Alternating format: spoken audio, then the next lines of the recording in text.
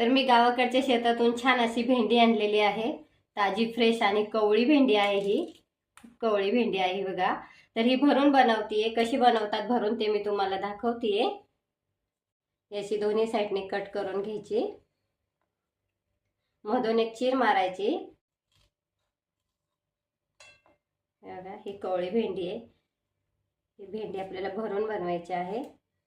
मी तुम्हाला दाखवते.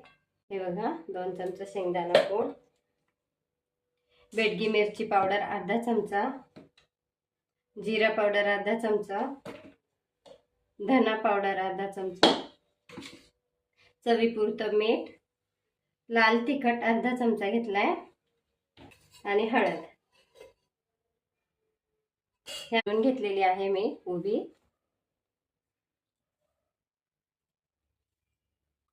बघा असा भरायचा भेंडीमध्ये मसाला छान असा ताशी.